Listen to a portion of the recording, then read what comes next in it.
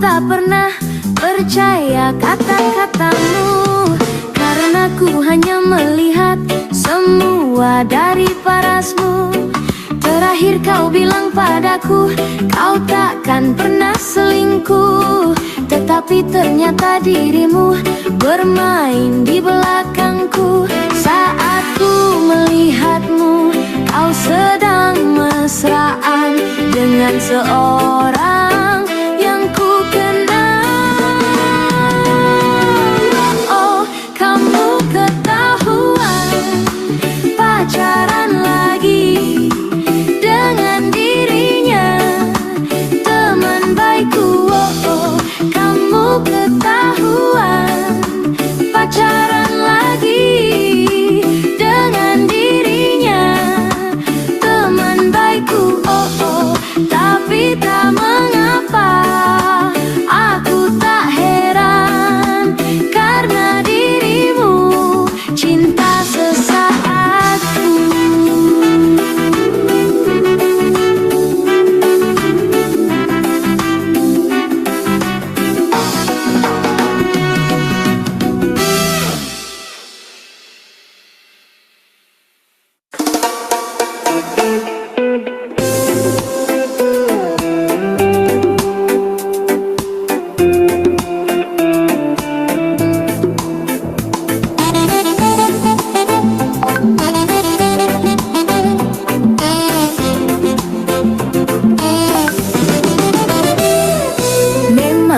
Lidah tak bertulang, lain di mulut, lain di hati. Seperti kau yang tak pernah bisa ku percaya lagi. Mulutmu bilang A, hatimu bilang B, lebih baik ku tinggalin kamu. Jambu janji-janjimu, janji busuk, busuknya janji-janjimu, janji palsu. Takkan ku percaya akan semua janjimu. Jambu janji-janjimu, janji busuk, busuknya janji-janjimu, janji palsu. Takkan ku percaya akan semua janjimu.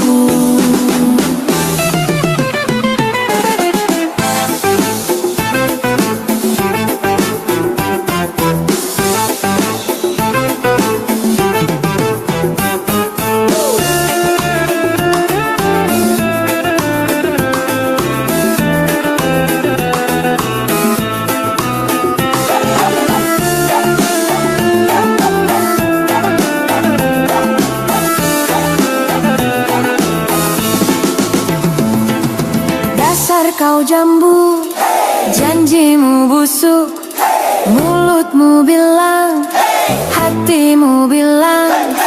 Dasar kau jambu, janjimu busuk, lebih baik ku tinggalin kamu. Jambu janji-janjimu, janji busuk, busuknya janji-janjimu, janji palsu. Takkan ku percaya akan semua janjimu. Jambu janji-janjimu, janji busuk, busuknya janji-janjimu, janji palsu. Takkan ku percaya akan semua janjimu. Jambu janji-janjimu, janji busuk, busuknya janji-janjimu, janji palsu. Takkan ku percaya akan semua janjimu. Ho, ho, ho, ho, ho,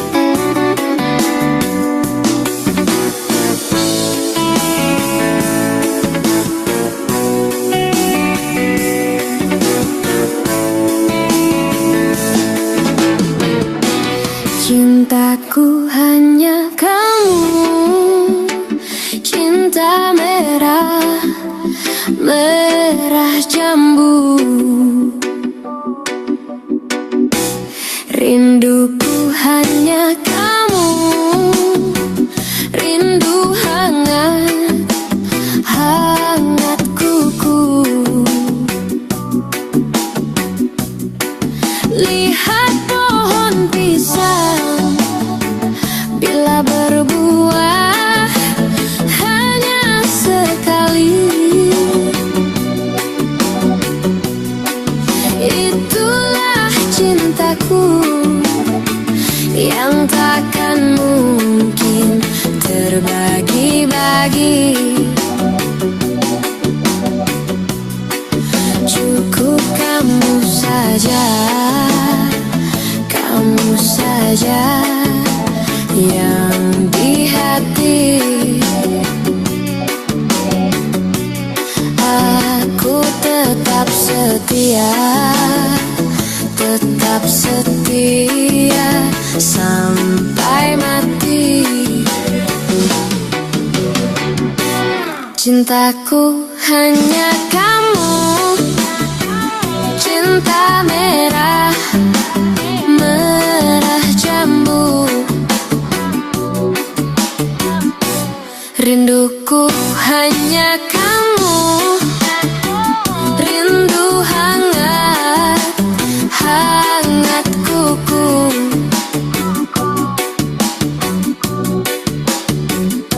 Aku berdandan hanya untuk kamu, aku bersolek hanya untuk kamu, untuk kamu, untuk kamu. Dari rambutku sampai ujung kaki, semua ini hanyalah milikmu, milikmu. Kulit dan jantung milikmu, lahir dan batin cintaku padamu.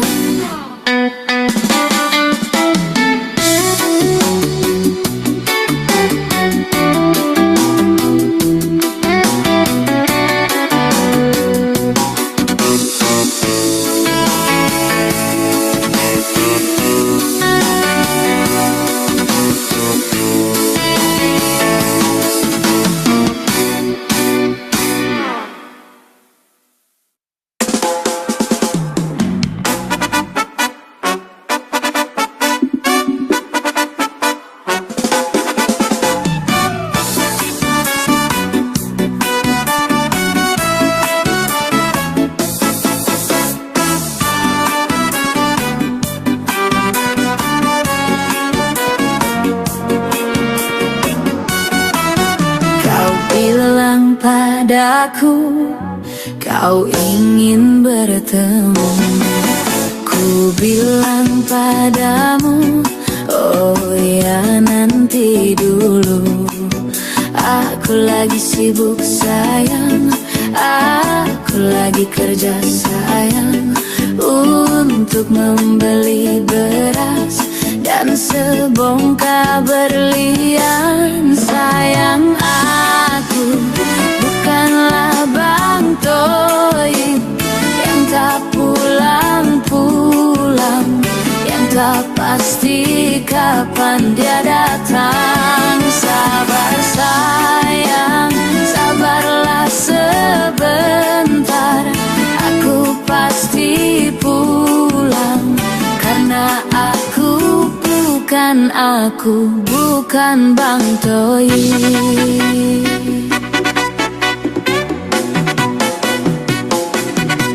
Sudah tunggu saja diriku di rumah, jangan marah-marah, duduk yang manis ya. Aku lagi sibuk sayang, aku lagi kerja sayang, untuk membeli beras dan sebongkah berlian. Sayang, aku bukanlah Bang Toib yang tak pulang-pulang, yang tak pasti kapan dia datang. Sabar sayang, sabarlah sebentar, aku pasti pulang. Karena aku bukan Bang Toib.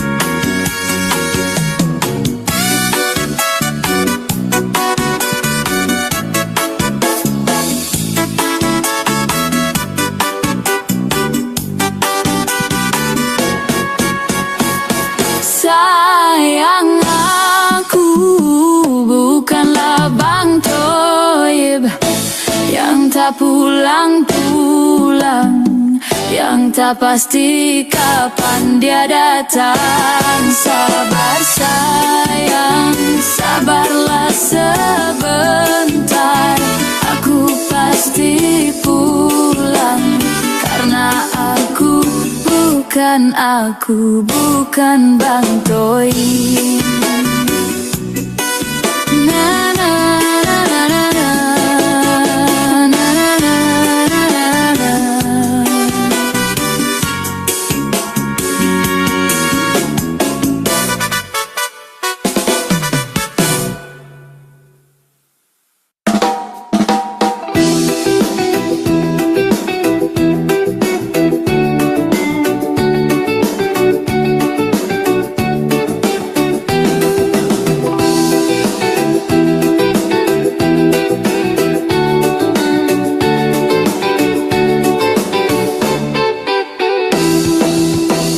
Sekali aku pergi dari Jakarta ke Surabaya untuk menengok nenek di sana mengendarai kereta malam. Kereta berangkat, hatiku jagi ju, kereta berangkat, cuki jagi ju, hatiku gembira.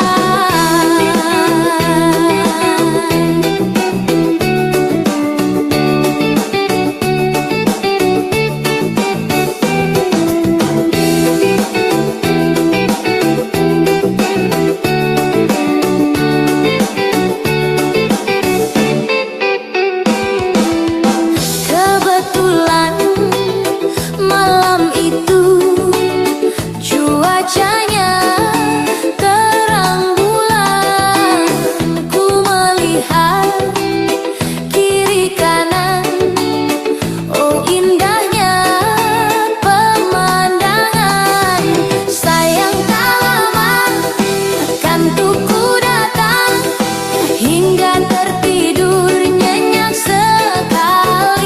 jagi ju, hatiku gembira.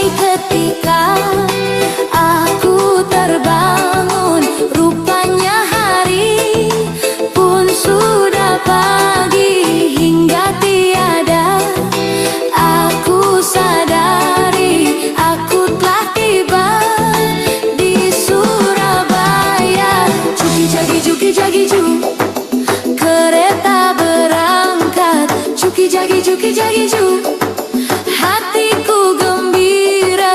Cuki jagi ju,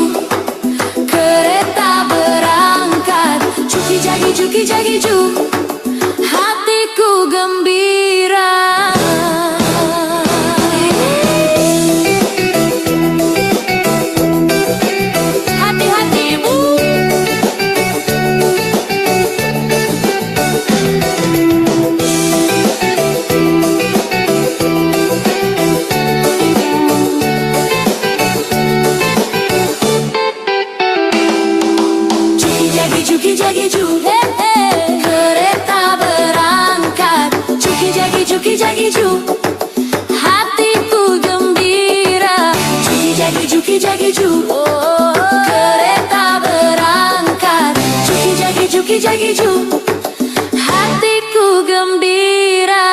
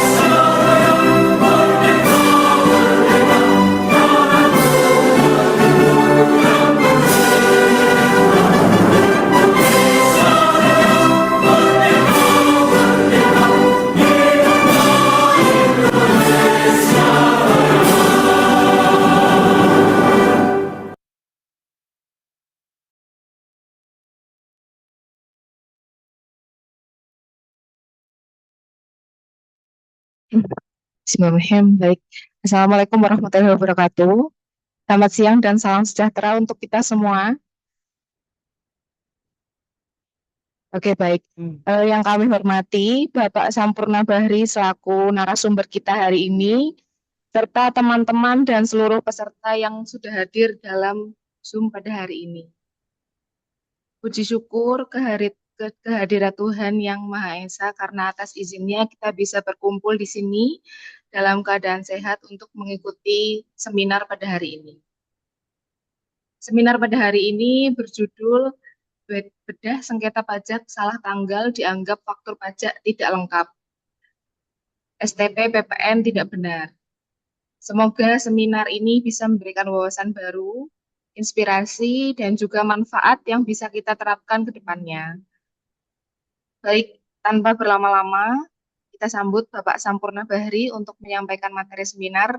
Untuk Bapak Sampurna Bahri, waktu dan tempat dipersilakan. Ya, Assalamualaikum warahmatullahi wabarakatuh. Terima kasih Mbak Rizky. Mbak Rizky ini konsultan pajak dari Semarang ya Pak Ibu ya. Beliau sehari-hari juga konsultan pajak, juga udah lulus CPA-nya. Ini sekali ujian nih lulus nih. Kebetulan bimbingan saya hari itu ya. Tapi memang orangnya pinter. Saya cuma apa aja memoles dikit aja. Baiklah Pak Ibu, sesuai dengan agenda acara. eh, Setiap minggu kita coba bahas putusan-putusan sengketa-sengketa pajak yang ada di Indonesia ya. Nanti biasanya ada tambahan-tambahan nanti walaupun masih belum sedikit kita lanjutkan aja. Jadi ini sering terjadi ya. Dianggap faktur pajak itu tidak lengkap. Jadi kebetulan hari ini bicara karena tanggalnya berbeda gitu ya. Nanti kita lihat seperti apa kasusnya yang terjadi, bagaimana dalil yang digunakan oleh penggugat wajib pajak dan bagaimana dalil yang digunakan oleh tergugat atau DJP dan bagaimana putusan hakim. Nah, ini yang harus dasar putusan hakim itu apa dan bagaimana bunyi keputusan hakim itu yang paling penting supaya nanti kasus-kasus yang terjadi yang dianggap faktur pajak tidak lengkap ini bisa kita tangani mulai di tahap KPP. Jadi tidak harus sampai ke pengadilan pajak ya. Kebetulan yang hari ini adalah yang sampai ke pengadilan pajak. Silakan di-share ya.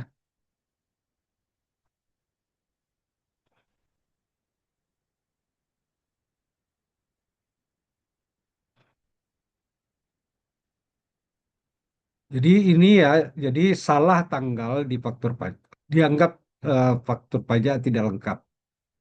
Jadi kayak ini yang terjadi ya, harusnya nggak masalah ya. Next, ini tanggalnya kayaknya masalah pemberian nomor kayak salah. Sekarang kita bicara garis besarnya ya, perbedaan banding dengan gugatan. Jadi yang kita bicarakan sekarang ini adalah gugatan ya. Kalau banding itu terkait SKP isinya ya, materi yang ada di SKP, koreksi terhadap SPT yang kita sampaikan dikoreksi oleh DJP dalam pemeriksaan. Kalau ini berarti dianggap penelitian gitu ya. Banding harus dilakukan paling lambat 3 bulan setelah terbitnya keputusan keberatan dari Kanwil, dan gugatan terhadap pelaksanaan penagihan pajak berdasarkan Undang-Undang Penagihan Pajak dengan surat paksa adalah 14 hari sejak tanggal pelaksanaan penagihan. Jadi tanggal surat paksa terbit ya, sedang atau tanggal surat perintah melakukan penyitaan dan blokir rekening dan lain-lain. Sedangkan terhadap keputusan lain selain Undang-Undang PPSP adalah 30 hari sejak tanggal diterima keputusan yang digugat. Terkait pembayaran gimana? Kalau banding menunda pembayaran surat ketetapan pajak. Yang harus dibayar cuma sebanyak yang kita setujui pada saat pembahasan akhir atau closing conference sebelum SKP terbit. Sedangkan gugatan tidak menunda penagihan pajak. Artinya jurusita pajak tetap akan mencari kita yang menagih. Terkait sanksi terhadap putusan kalau kita kalah seperti apa? Jadi banding kalau ditolak ada sanksi 60% dari SKP yang belum dibayar. Kalau tidak ingin kena sanksi 60%, bayar SKP itu semua dulu. Sedangkan gugatan tidak ada sanksi, ya Bapak Ibu ya. Karena dia ditolak atau diterima. Next. Ini saya belum ganti nih ya. Ini sengketa di di yang ditangani DJP, permohonan keberatan dan non keberatan ada 381.000 dan SP2DK yang mereka terbitkan selama tahun 2024 sekitar 582.000. Jumlah pemeriksaan 38.000. Next. Ini yang ditangani selama setahun oleh DJP ya. Jadi jumlah yang ditangani DJP putusan pengadilan pajak sidang ya. Untuk banding 11 ribuan dan untuk gugatan 2.500-an hampir 14.000 yang diselesaikan selama tahun 2024. Dengan banding tingkat kemenangan DJP itu 36%, berarti 60, wajib pajak menang persentasenya 64% untuk banding ya. Kalau gugatan DJP lebih banyak menang, hampir 81% mereka memenangkan, artinya gugatan dari wajib pajak ditolak ya, eh, yang apa yang menang itu adalah hampir 20%, WP itu menang gitu ya, 81%-nya kalah. Next.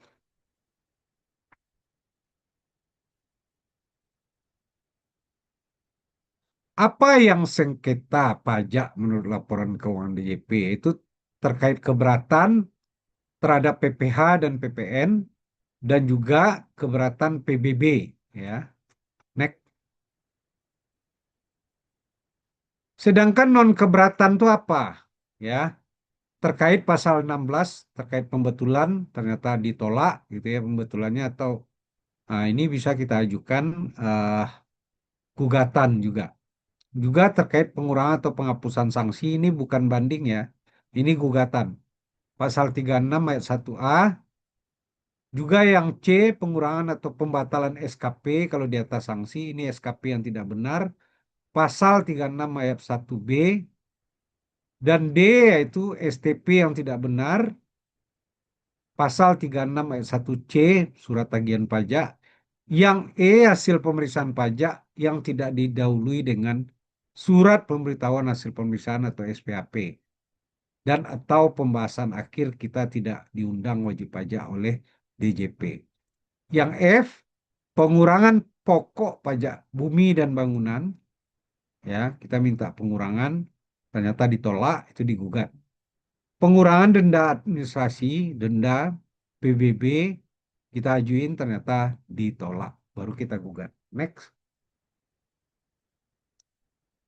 Sedangkan sengketa lain ini di pengadilan pajak banding atau gugatan sebagaimana dimaksud dalam pasal 23 ayat 2 terkait gugatan dan pasal 27 tentang banding dan Undang-Undang Nomor 14 tentang pengadilan pajak. Yang keempat, sengketa itu adalah di PK. Jadi kalau kita tidak setuju terhadap keputusan hakim pengadilan pajak, kita masih diberikan kesempatan upaya luar biasa melakukan peninjauan kembali ke Mahkamah Agung. Next.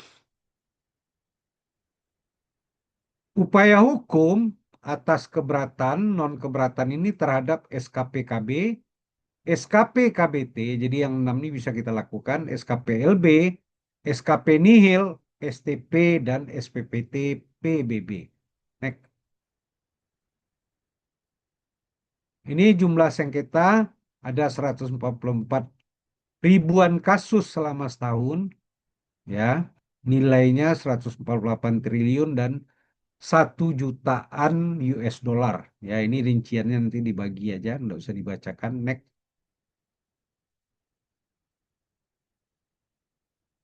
Tunggakan yang masih ada, artinya 31 Desember 2024, yang belum selesai diputus. Nah, ini jumlahnya ya. Untuk sengketa non keberatan ada 108.000 berkas Non sengketa keberatan ada 10.000 berkas yang masih menggantung 31 Desember. Banding dan gugatan ada 15 ribuan. PK atau peninjauan kembali 10 ribuan. Ini nilai-nilainya semua. Next, next saja.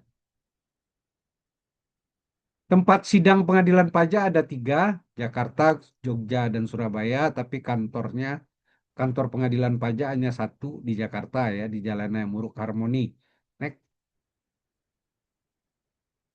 Apakah wajib pajak harus hadir di sidang?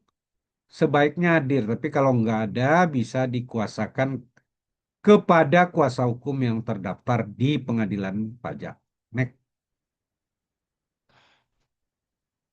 Kita masuk ke apa aja ya, next sekretanya aja ya. Ini di bahannya ambil aja nanti terkait pemenuhan ketentuan formal nggak usah saya jelasin.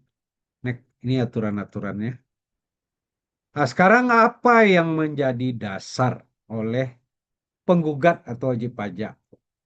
Bahwa surat gugatan ini penggugat sampaikan dengan mendasarkan pada ketentuan yang berlaku antara lain bahwa penerbitan STP oleh DJP dapat dilakukan berdasarkan pasal 14 ayat 4 KUP merujuk pada pasal 14 ayat 1 huruf D, huruf E yang menyatakan dapat menerbitkan surat tagihan pajak apabila pengusaha yang telah dikukuhkan sebagai PKP tetapi tidak membuat faktur pajak atau membuat faktur pajak tetapi tidak tepat waktu.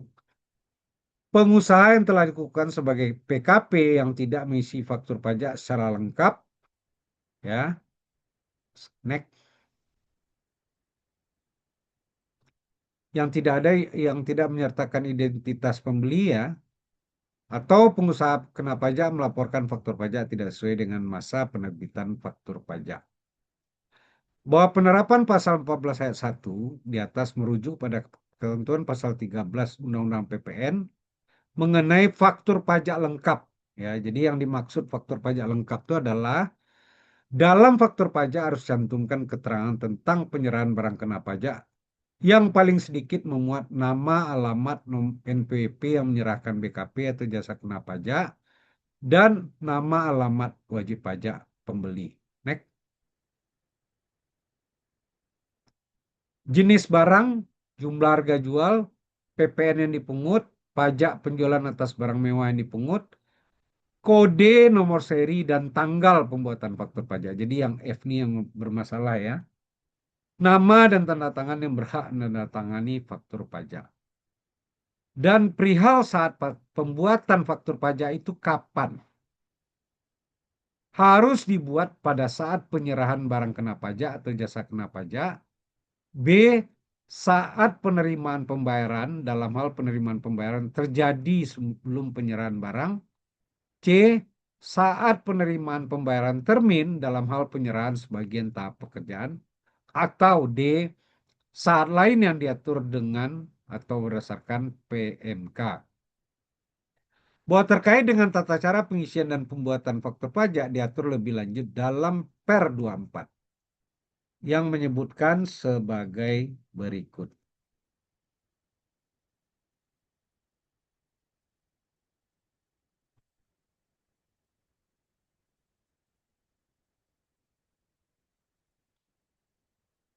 Ini ya yang nomor 9 aja yang kita patokan karena dasarnya ini. Faktur pajak tidak lengkap adalah faktur pajak yang tidak mencantumkan keterangan sebagaimana dimaksud dalam pasal 13 yang tadi dan atau mencantumkan keterangan yang tidak sebenarnya atau sesungguhnya atau mengisi keterangan tidak sesuai dengan tata cara dan prosedur ya. Jadi substansi gugatannya apa? Ini adalah alasan gugatan dan penjelasan.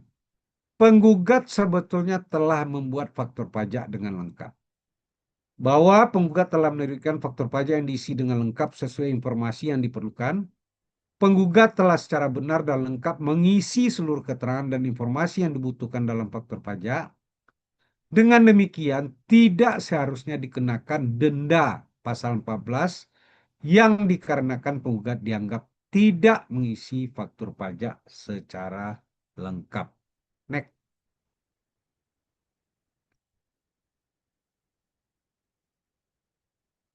Bahwa ketentuan dalam pasal 14 ayat 1 menyatakan bahwa PKP dikenakan denda apabila tidak mengisi faktur pajak secara lengkap.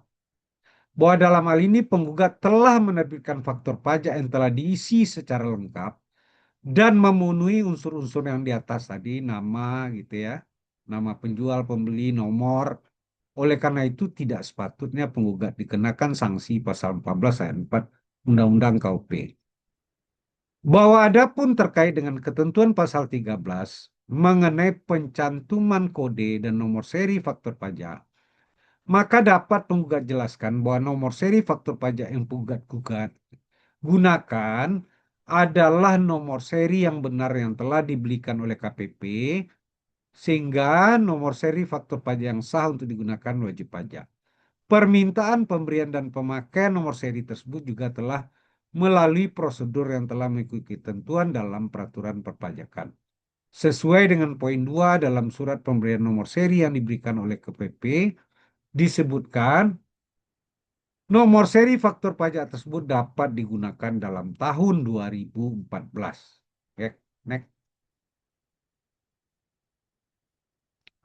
Bahwa dengan demikian, maka nomor seri faktur pajak tersebut dapat digunakan untuk semua prode atau bulan dalam 1 tahun pajak dimaksud. Dan penggugat telah membuat faktur pajak secara tepat waktu. Ya, yaitu pada saat PPN seharusnya terutang. Hal ini sesuai dengan ketentuan tentang saat pembuatan faktur pajak. Bahwa selanjutnya mengenai tanggal yang penggugat gugatan pada faktur pajak adalah tanggal pada saat terjadinya transaksi penjualan atau penyerahan barang kena pajak sesuai ketentuan diatur dalam pasal 13 Undang-Undang PPN. Hal ini mencerminkan bahwa tanggal tersebut telah memberikan keterangan sebenarnya sekaligus sesuai dengan peraturan yang berlaku. 3. Penggugat telah melaporkan faktur pajak sesuai dengan masa penerbitan faktur pajak. Bahwa ketentuan mengenai penggunaan tanggal yang digunakan dalam faktur pajak dimaksudkan untuk mengetahui masa. Jadi tanggal itu adalah terkait masa yang sesuai dengan faktur pajak tersebut. Faktur pajak yang dibuat oleh penggugat telah menggunakan tanggal yang sesuai dengan saat pelaporannya, jadi bulannya. Dan juga telah dilaporkan sesuai dengan masa penerbitannya.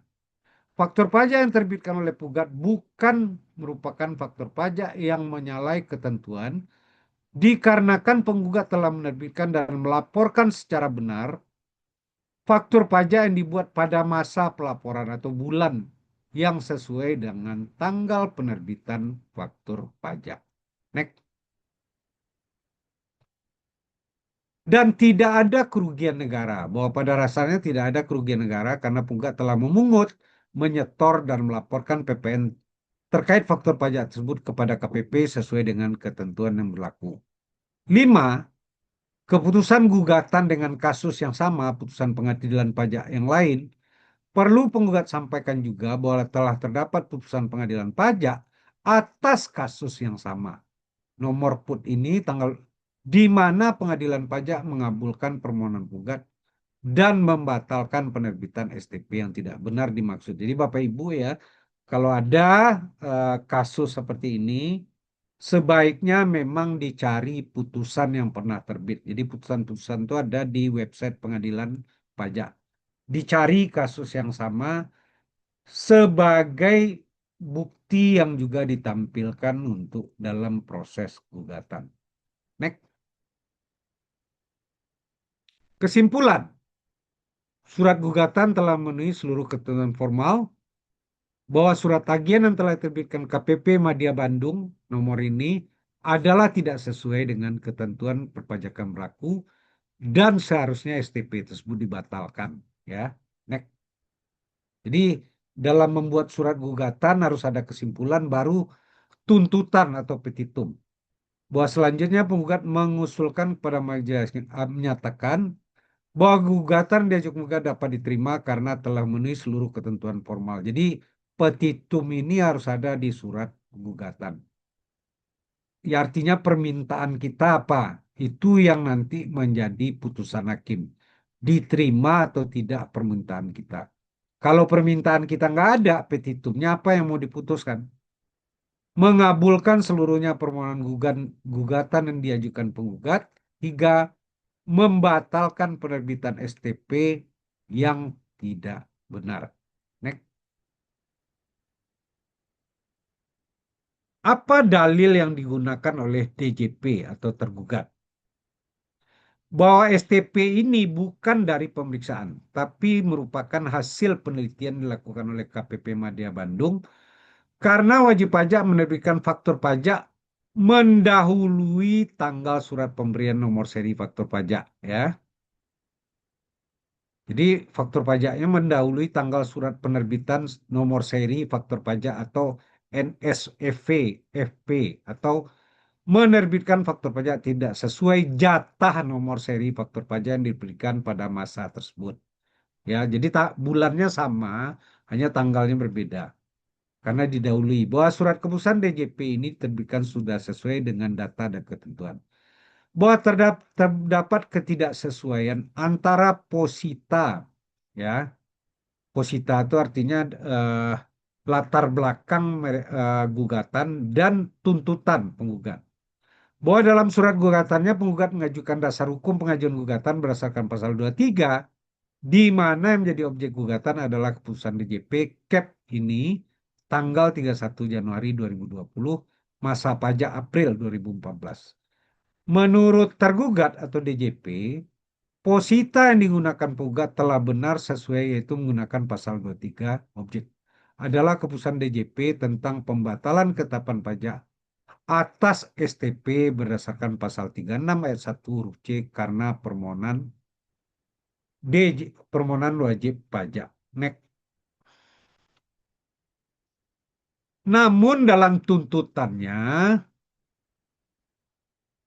penggugat meminta majelis hakim untuk membatalkan penerbitan STP. Jadi harusnya adalah keputusan Kanwil tadi yang dibatalkan. Jadi bukan STP-nya.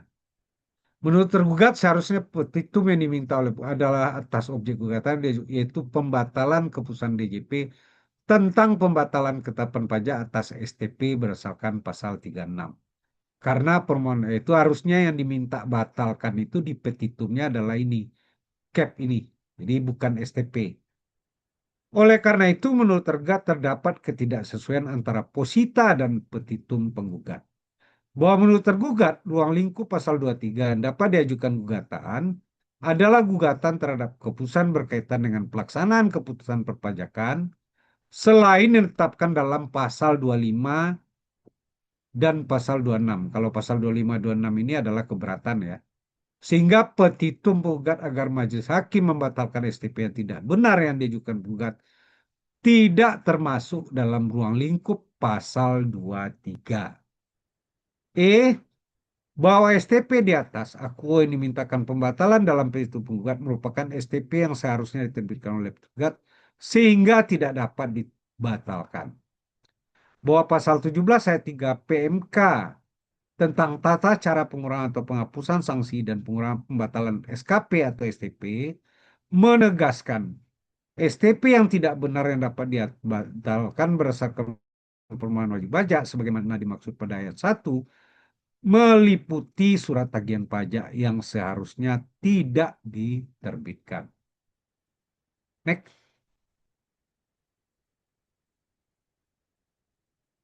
Bahwa dari penjelasan di atas disimpulkan bahwa tergugat dalam mengenakan sanksi administrasi pasal 14 tidak hanya berdasarkan pada penegasan disebutkan dalam SE, tetapi juga ketentuan dalam pasal 13 ayat 5 Undang-Undang PPN yang mengatur bahwa kelengkapan suatu faktur pajak tidak semata-mata dilihat dari sisi dicantumkan keterangan disebutkan dalam pasal 15. Nah, tetapi pencantuman keterangan dimaksud harus lengkap, jelas dan benar sesuai dengan tata cara dan prosedur disebutkan dalam perundang-undangan perpajakan.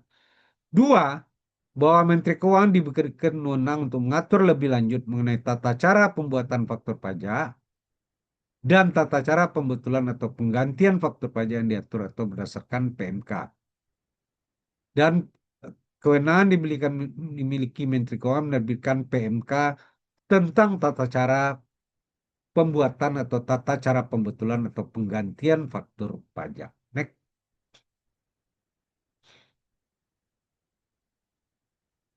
Bahwa berdasarkan ketentuan pasal 13 PMK 84 DJP diberi kewenangan untuk mengatur lebih lanjut mengenai bentuk ukuran formulir faktur pajak, tata cara pengisian keterangan pada faktur pajak, prosedur pemberitahuan dalam rangka pembuatan faktur pajak, tata cara pembetulan atau penggantian faktur atau tata cara pembatalan faktur pajak yang diatur dalam Perdirjen, kemudian wewenang diberikan menerbitkan Perdirjen nomor 24 tentang bentuk ukuran tata cara pengisian keterangan, prosedur pemberitahuan dalam rangka pembuatan, tata cara pembetulan atau penggantian, dan tata cara pembuatan faktur pajak. 4. Bahwa sejalan dengan pengaturan pasal 13 ayat 5 undang lebih lanjut, kembali ditegaskan bahwa kode, nomor seri, dan tanggal harus dicantumkan secara lengkap, jelas, dan benar. Bahwa adapun dalam ketentuan pasal 6 ayat 2 per 24 diberikan pengaturan lebih lanjut mengenai definisi dari lengkap, jelas, dan benar, yaitu sesuai dengan tata cara dan prosedur sebagaimana diatur di Perdirjen. Next.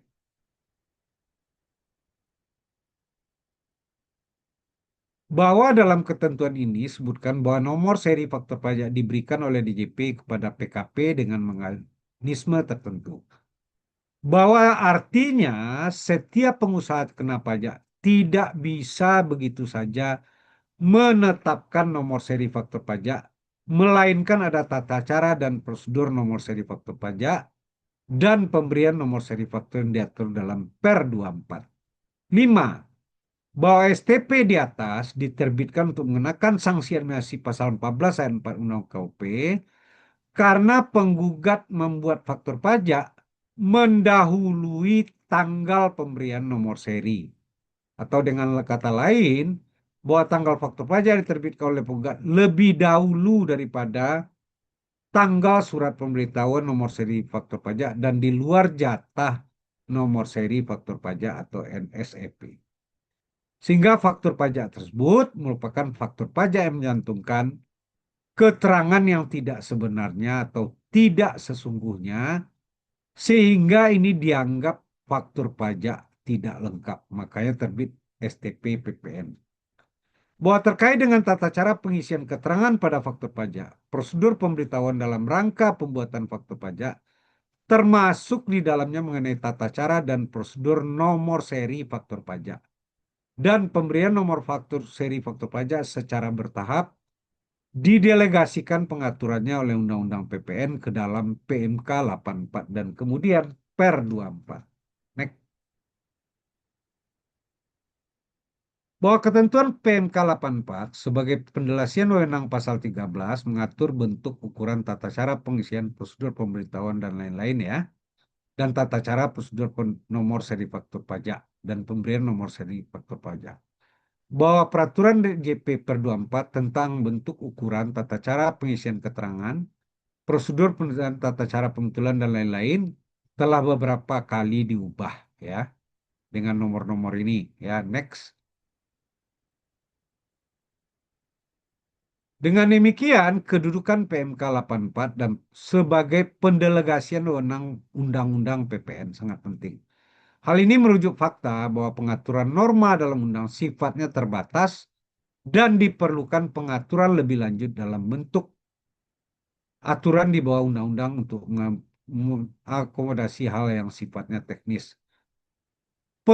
Penyampaian beberapa putusan pengadilan pajak atas sengketa gugatan dengan pokok sengketa yang sama dan relevan dengan pokok sengketa gugatan di atas, bahwa tanpa mengurangi rasa hormat dan menjunjung tinggi azas independensi majelis hakim dalam memutus sengketa akuo, sebagai bahan pertimbangan tergugat menyampaikan beberapa putusan pengadilan pajak. Jadi mereka menyampaikan juga, dia searching juga ya terkait sengketa, disampaikan juga beberapa putusan sebagai bahan pertimbangan hakim. Sedangkan penggugat juga tadi menyampaikan. Next. Ini ya, ini kita nggak usah kita bacakan, Bapak Ibu baca aja beberapa bukti putusan yang mereka sampaikan oleh DJP. Next,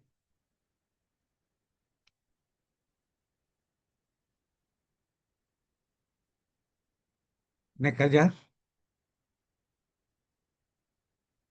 next saja. Ini contoh-contoh putusan yang diberikan ya. Penjelasan tergugat nomor 6, ketentuan terkait sanksi atas penerbitan pajak tidak bertujuan untuk memenuhi rasa keadilan dan mendorong terwujudnya dalam memenuhi hak dan kewajiban. Jadi ini yang disampaikan ke majelis ya, bukti-bukti putusan yang ada. Next.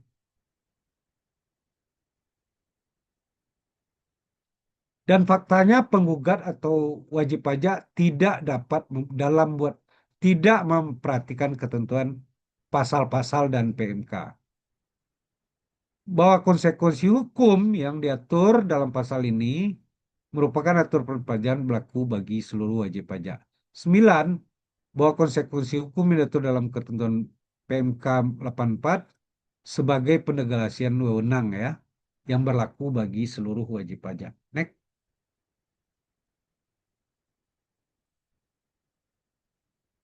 Yang bahwa hukum dibuat dengan tujuan tertentu, tidak ada 3 tujuan hukum yang patut kita pahami. Pertama, menjamin adanya kepastian hukum.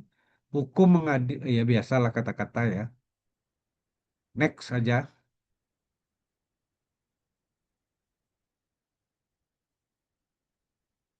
Bahwa terkait nomor 7, alasan penggugat menyatakan tidak ada kerugian negara, tergugat berpendapat bahwa akibat dari pembuatan faktor pajak yang tidak tepat waktu, maka berdasarkan ketentuan pasal 6 dikenakan sanksi administrasi. Apabila sanksi tidak dikenakan, maka akan menimbulkan potensi loss penerimaan negara ya. Bahwa berdasarkan uraian tersebut, tergugat berusulan bahwa keputusan DJP ini diterbitkan telah sesuai data dan keterangan yang berlaku. Next. Ini kesimpulannya. Next saja. Ini dibaca aja ya. Next. Ini petitumnya menyatakan gugatan penggugat tidak dapat diterima. Ya, dengan alasan bahwa gugatan penggugat kabur atau tidak jelas. Menolak gugatan diajukan untuk seluruhnya, mempertahankan keputusan Kanwil, menyatakan penerbitan STP telah sesuai. Ya, next. Ini bukti-bukti nggak usah kita bacakan, kita langsung aja ke putusan pengadilan pajak. Latar belakang hakim dalam memutuskan apa. Next. Next. Ini pertimbangan dalam mengabulkan gugatan, artinya putusannya ya. Mengabulkan apa pertimbangannya. Ini ketentuan formal nggak usah. Next saja. Kita poin-poin pentingnya aja. Yang berulang dari atas nggak usah. Next.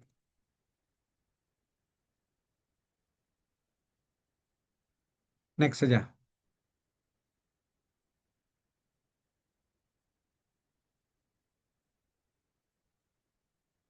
Next saja. Ini terkait formalitas ya. Pokok sengketa nggak usah karena ini kita bicarakan tadi. Pendapat hakim aja. Next.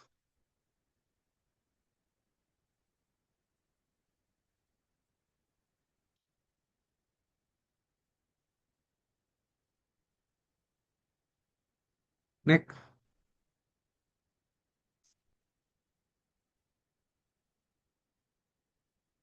Next. Next.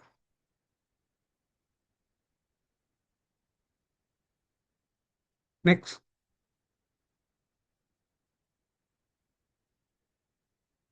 Next.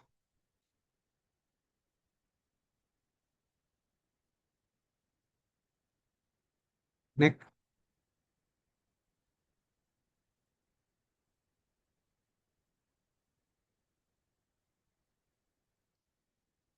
Next saja. Next saja. Next. Sebelum ini coba ya. Sebelum ini coba. Bahwa menurut majelis, ketentuan penggunaan nomor seri faktur pajak yang harus dikaitkan dengan tanggal surat penerbitan dari KPP, jadi tanggal surat penerbitan nomor seri faktur pajak dari KPP tidak diatur dalam ketentuan undang-undang. Jadi menurut DJP nomor serinya itu harus dikaitkan dengan tanggal. Tetapi menurut majelis enggak. Bahwa menurut Burgess, di dalam faktur pajak tentu telah diisi kode, nomor seri, dan tanggal pembuatan faktur pajak. Maka tanggal penerbitan faktur pajak yang mendahului pengajuan nomor seri tidak termasuk keterangan yang tidak benar, sebagaimana dalil terbanding, dan tidak menyebabkan faktur pajak tersebut dapat dikategorikan sebagai faktur pajak yang tidak lengkap. Jadi ini pandangan majelis ya. Tidak ada pengaturan nomor seri dihubungkan dengan tanggal. Next. Bahwa faktanya penggugat telah menyetol PPN terutang dan melaporkan faktur pajak di atas dalam SPT masa PPN. Dan penggunaan tanggal dan nomor seri sebelum tanggal dan nomor seri tersebut diberikan oleh KPP secara substansi telah memenuhi persyaratan formal dan material faktur pajak. Ya, sebagaimana dimaksud dalam pasal 13 Undang-Undang PPN yang menyebutkan faktur pajak harus memenuhi persyaratan formal ya. Ini ya. Faktur pajak memenuhi persyaratan material apabila berisi keterangan sebenarnya atau sungguhnya mengenai penyerahan barang kena pajak atau JKP, ekspor, BKP, barang berwujud, ekspor BKP tidak berwujud, ekspor JKP, impor BKP atau pemaparan JKP dan pemaparan barang kena tidak berwujud dari luar daerah pabean di dalam daerah pabean. Next.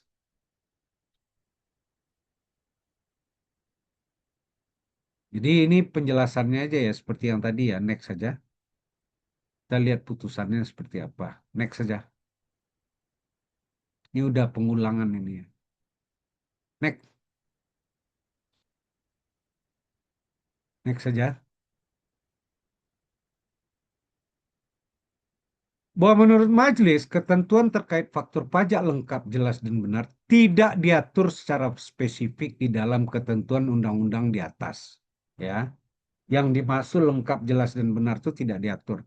Maka menurut majelis, lengkap dapat diartikan bahwa kolom-kolom yang seharusnya diisi, keseluruhannya harus diisi oleh PKP, benar dalam arti isian dalam faktur harus sesuai dengan keadaan yang sebenarnya. Jadi bukan masalah tanggal. Bahwa menurut majelis, faktanya dalam faktur pajak tersebut penggugat telah mengisi kolom tanggal faktur pajak, maka menurut majelis, kolom tanggal faktur pajak diisi dengan lengkap oleh penggugat. Benar tidaknya keterangan diisikan tidak membatalkan fakta bahwa kolom tanggal telah diisi dengan lengkap. Jika terjadi kesalahan pengisian tanggal di atas, maka hal ini tidak menyebabkan kolom tanggal faktur pajak termasuk kategori tidak lengkap. Ya. Bahwa berdasarkan pasal 14, sanksi administrasi dikenakan terhadap faktur pajak tidak lengkap. Mengingat tanggal faktur pajak telah diisi oleh penggugat dengan lengkap, maka sanksi pasal 14 ayat 4 Undang-Undang KUP harusnya tidak dapat dikenakan untuk wajib pajak ini. Next.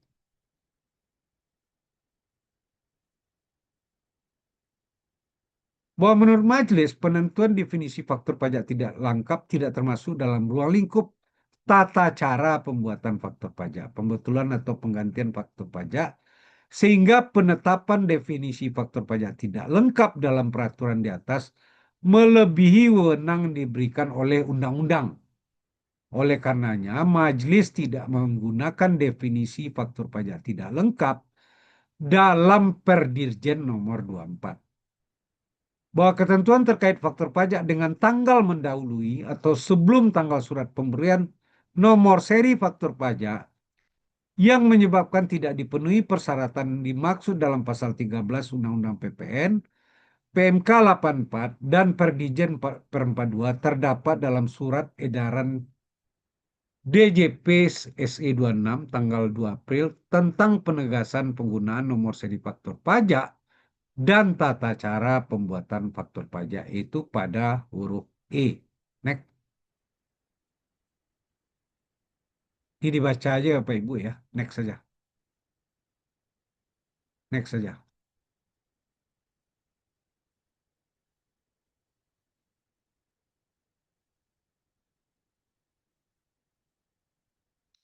Jadi ini terkait pengambilan keputusan hakim berdasarkan pengetahuan hakim, penilaian pembuktian, dan keyakinan hakim. Ya, next.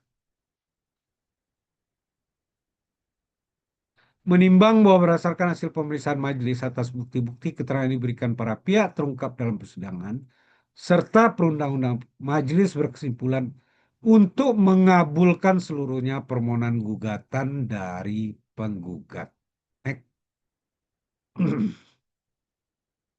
Next. Jadi mengabulkan seluruhnya ya gugatan penggugat ya nomor putusan ini. Silakan Mbak Rizky kalau ada yang bertanya.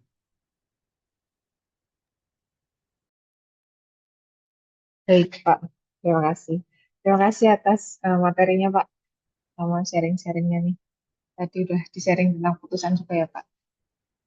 Silakan Bapak Ibu untuk bisa mengajukan pertanyaan di kolom chat atau bisa langsung raise hand mungkin.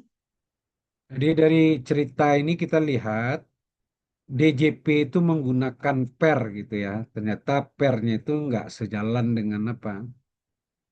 Tidak sejalan dengan Undang-Undang Pasal 13.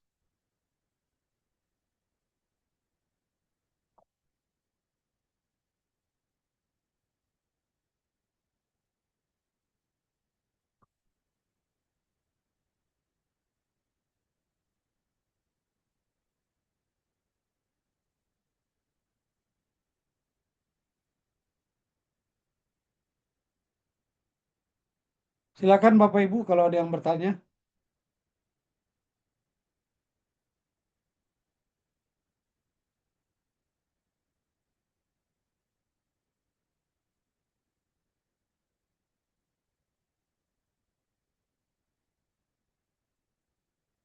Jadi sebegitu detailnya Bapak Ibu ya, harus dicari apanya ya sampai detailnya. Jadi apa yang digunakan dasar hukum yang dipakai oleh DJP itu nanti dilihat ke undang-undangnya.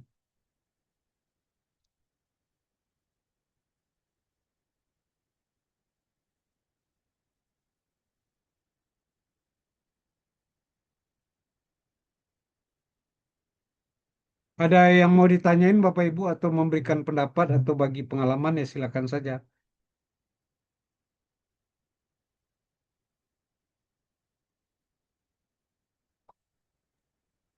Pak, saya mau bertanya nih karena saya sangat Ya, penasaran ya Pak di ya. pengadilan pajak. Sebelumnya kan saya pernah mengikuti pengadilan perdata di pengadilan negeri. Nah, apakah tata cara peradilannya sama Pak di pengadilan pajak itu seperti apa Pak? Saya pengen tahu. Jadi eh, ini pengadilan umum dengan itu kan sama ya. Sama jadi bisa dilihat di internet ada hakim majelis. Jadi ada sidang biasa, ada sidang cepat. Kalau sidang cepat itu masalah terkait tata caranya yang dilanggar. Misalnya mengajukan banding lewat 3 bulan atau tidak gitu ya. Atau syarat-syarat pengajuan banding misalnya tidak dilampirkan putusan keberatan misalnya. Kan ada syarat-syaratnya.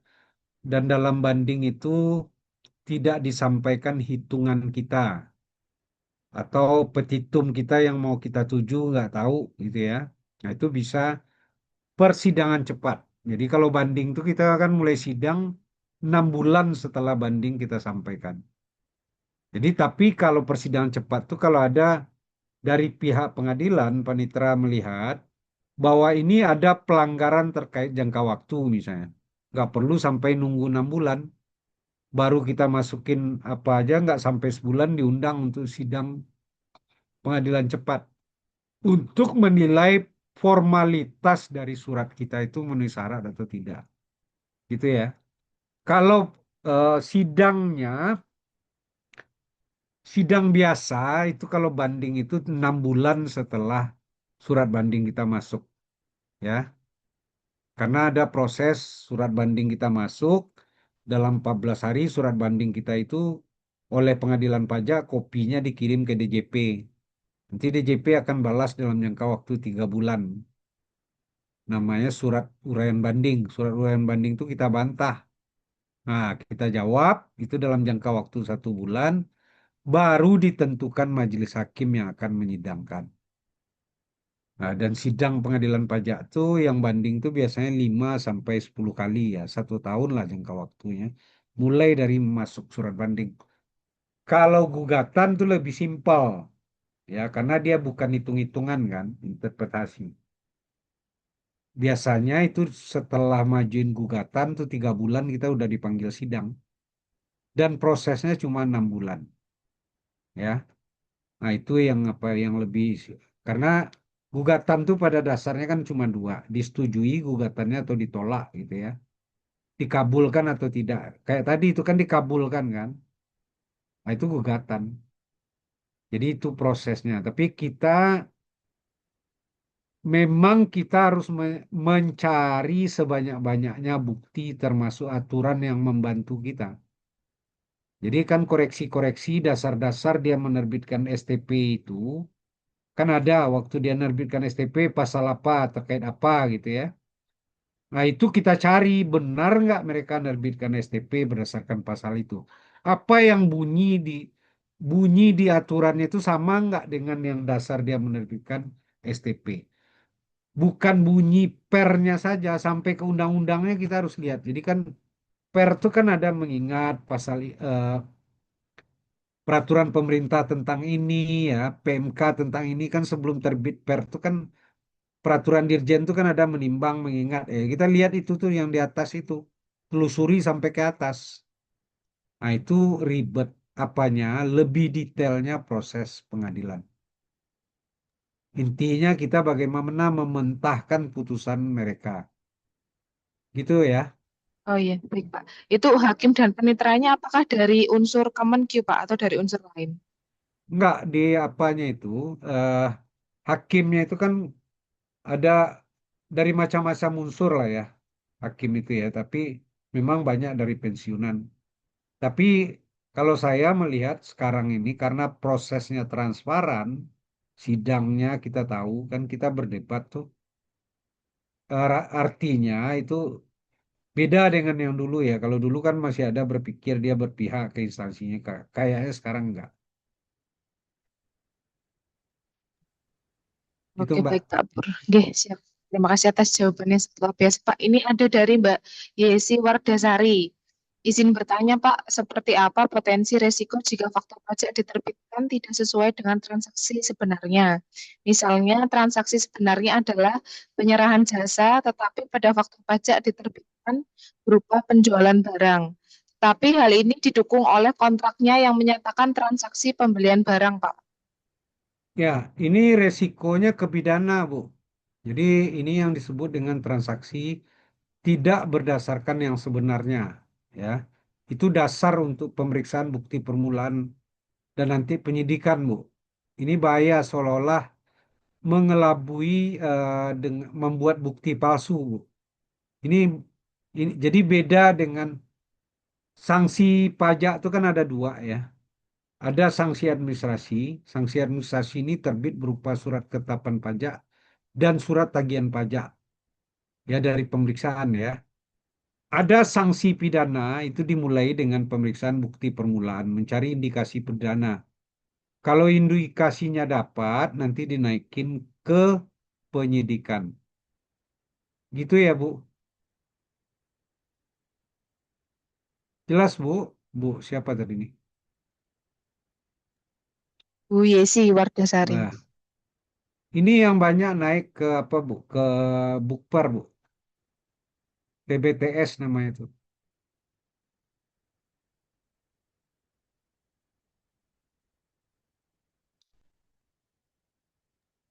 Ada pertanyaan lagi dari Pak Sumarwan. Izin bertanya Pak Sampurna, apakah boleh mengikuti proses persidangan di pengadilan pajak dan syaratnya apa?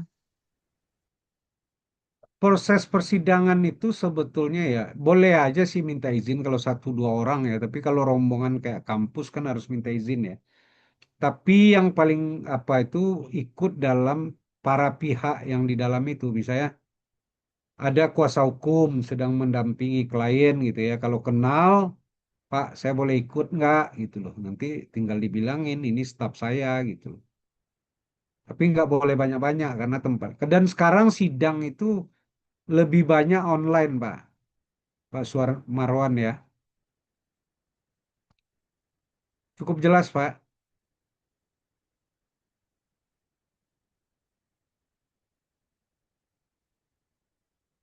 Ada lagi?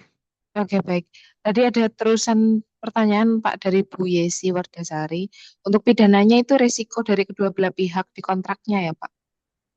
Yang paling beresiko tuh yang buka faktur pajak, Bu, yang menjual, Bu. Kan dia yang buat tuh, yang dia yang buat bukti palsu kan. Itu, Bu. Jelas ya, Bu Yesi?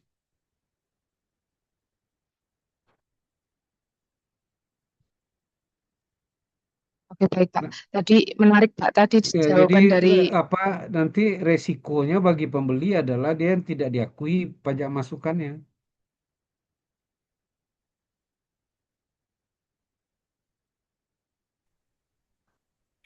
Saya mau itu coba. Jelas ya, Pak? Ada yang mau bicara, silakan. Saya mau izin bertanya. Resen gimana ya? ya, Pak. Silahkan, Pak. Pak Sumarwan. Ya, izin izin bertanya Pak Sempurna. Iya, Pak. Ya Pak, ini Pak terkait dengan eh, faktur pajak nih Pak. Jadi waktu itu kami ada pernah mengalami apa namanya itu perselisihan dengan lawan transaksi Pak terkait dengan eh, faktur PPN Pak, terkait dengan PPN. Jadi gini Pak, memang awalnya di klausul kontraknya itu berbunyi ketika terlambat dalam hal menyerahkan BAST, menyerahkan apa namanya tuh dokumen administrasi, maka pihak apa namanya itu pihak pembeli itu tidak akan membayar PPN yang dipungut Pak. Nah, itu kan Pak. Nah, kemudian kan ini kan kalau dilihat dari undang-undang PPN kan ini kan kalau bilang ya ini kan bertentangan gitu Pak. Di mana di undang-undang Ya, PPN itu kan di pasal 16F itu kan memang yang menjadi tanggung renteng itu kan pembeli Pak ya, PPN itu Pak. Nah, ya, ini sempat menjadi menjadi polemik nih Pak. Nah, kemudian kami bawa ke kantor pajak, IKKPP juga jawabannya ini diselesaikan saja secara secara apa namanya itu secara ya musyawarah mufakat gitu Pak untuk perusahaan ini Pak. Nah, eh, bagaimana menurut pendapat Pak Sempurna Pak terkait hal ini Pak? jadi gini Pak ya, itu kan kan ada tiga ya. Sa- Pembuatan faktur pajak itu saat dibayar gitu ya, saat invoice dikeluarkan, atau saat bayar termin kan ada tiga tuh. Tapi Ya ada Pak, yang keempat Pak, saat lain yang apa yang apa Pak, saat lain yang bisa dilakukan Pak berdasarkan kontrak Pak. berdasarkan kontrak. Oh, Iya, dan itu banyak kasusnya di pengadilan pajak dikenakan sanksi. Ternyata kontraknya memang begitu. Jadi jadi misalnya BUMN dia baru bisa dikeluarkan faktur pajak kalau dia ada BAST, tanda terima barang kan, berita acara serah terima kan. Hmm. Itu banyak yang terjadi, Pak. Boleh itu, Pak. Hmm. Ya, artinya saat lain itu didefinisikan sebagai kontrak Pak ya? Pada saat Iya, kontrak itu. iya, Oh, artinya gini Pak, kan secara undang-undang PPN kan bahwa tanggung renteng itu ada di pembeli Pak, yang akan kewajiban membayar PPN Pak. Nah, dengan kontrak yang menyebutkan bahwa tidak akan pembeli tidak akan mau bayar PPN jika ada keterlambatan administrasi, misalkan BST. ya. Nah, itu apakah apa kontrak itu mengalahkan itu loh Pak? Oh, apa namanya itu otoritasnya itu melebihi undang-undang gitu loh Pak, maksudnya. Pak, penerbit, Nah, penerbit, penjual yang wajib menerbitkan faktur pajak itu kan penjual, Pak. betul, penjual. Jadi tanggung renteng itu terjadi Hmm. apabila penjualnya tidak ditemui, Pak. Itu kunci Penjualnya tidak tanggung ditemui. renteng. Misalnya dia mengeluarkan faktur pajak nih, kita udah bayar. Hmm. Atau tidak mengeluarkan faktur pajak, dia membeli gitu ya. Hmm. Yang dikejar tuh kalau tidak mengeluarkan faktur pajak kan tentu penjual dulu. Tetapi penjualnya tidak ditemukan.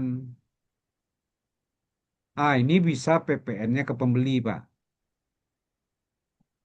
Gitu ya. Nah, itu yang dimaksud tanggung renteng tuh, Pak. Jadi Oh, yang berhak mengeluarkan faktur pajak itu siapa? Kan penjual kan, dia yang ya, nagih kan. ya, Pembeli itu kan orang yang menerima barang dan dia bayar PPN tuh kalau faktur pajak itu ada kan. Kalau nggak ada, ya, apa yang mau dibayarnya? ya, ya. Dalam kasus seperti ini, yang salah kan penjual, Pak. Hmm. Yang dikejar tuh penjual dulu, Pak. Kecuali penjualnya itu tidak ditemukan. Baru itu berlaku tanggung renteng, Pak. Oh, iya, iya. Jadi Hmm. ketika pembeli itu tidak bayar PPN karena klausul kontrak itu, Pak, jadi tidak disalahkan gitu, Pak. Enggak, kewajibannya tetap sama penjual, Pak. Kalau dia nggak bayar dulu, ya penjual bayar dulu, Pak. Oh, penjual. Berarti ya. Jadi artinya kewajibannya itu ke penjual ya, Pak ya. Iya, kan Karena dia karena yang jual klausul barang. kontrak itu ya, Pak. Iya, iya, iya. Iya, Pak. Baik, terima kasih Pak Sampurna. Ya, Terima kasih. sama-sama, Pak Marwan. Ya, Pak. Ya. Baik, terima kasih Pak. Hmm. Dipersilakan Bapak Ibu untuk apabila ada yang masih mau bertanya lagi.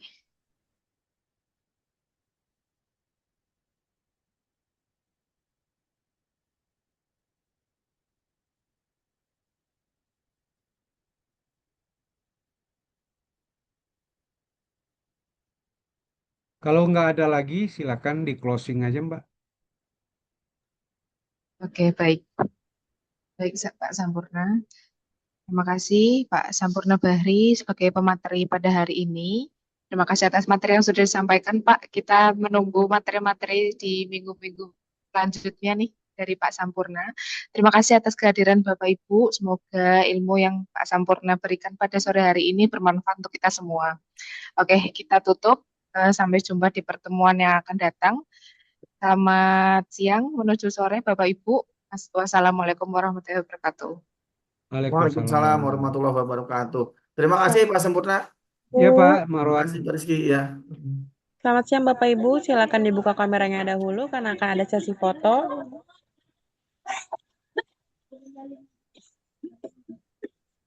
Oke baik, 1, 2, 3. Sudah ya Pak?